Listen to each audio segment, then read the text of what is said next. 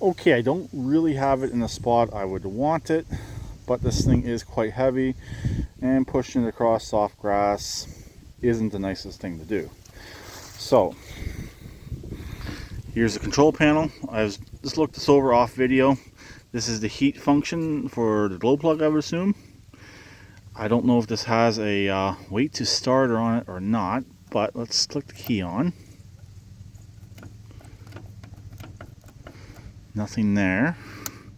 Okay, we do have a heat, so we are drawing power.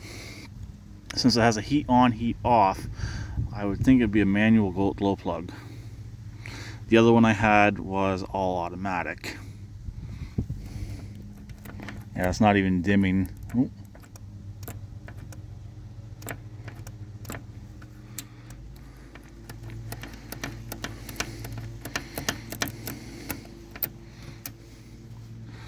Comes on again.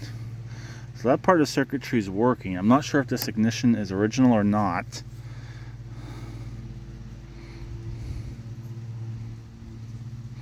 Let's just give it a second, see if it shuts itself back off again. Yeah, it did.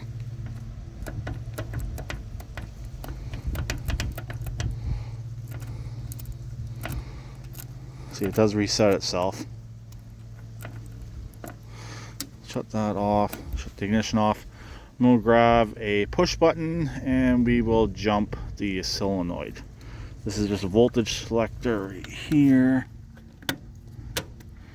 Or those selects between the two plugs. Circuit breaker. So let's grab a push button and we'll see what happens. Okay, I could not find my push button, so I made up a quick wire. I've also removed that top panel right there just in case this doesn't shut off by the key. I've added the wire right here and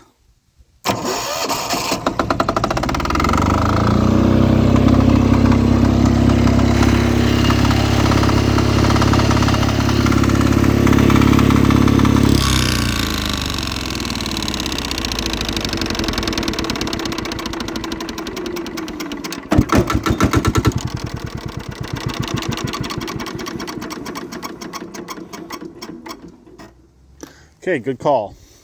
Obviously it did not shut off by the key and it fired right up. So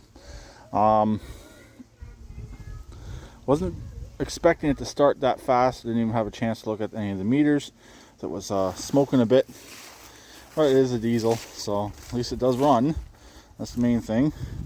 I noticed in there's actually a yellow cover on the engine, on the engine shroud. So I'm tempted to move it over farther and restarting it. So I wonder if the regulator they mean if it's this box right here that's not working, because that does control pretty much everything. This is a shutdown solenoid right here. I know that. It's attached to a cable, goes around to the other side and controls the engine. So I'm wondering if this is the regulator they're referring to, why it doesn't work properly. So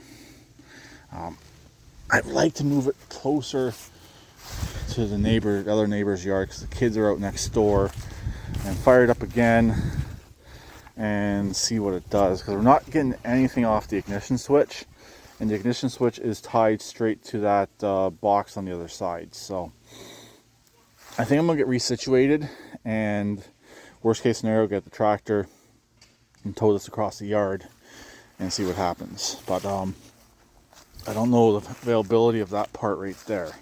The voltage regulator, I found that, but if it's not the voltage regulator, if it's that regulator, the start and stop regulator, it's actually not as big of a deal, because you could actually put a push button start in it, and you technically could use a decompression to shut it off. That's how actually people do stop and start these engines all the time. So it does not have the emergency stop on this side either, unlike the other one. So I'm gonna get this moved. We'll get it fired back up, and we'll see what happens. That'll be in take 2. So I just want to see if it is getting output and see what is truly going on with the power sort of thing. So, like I said, I don't know if I want to spend too much on this.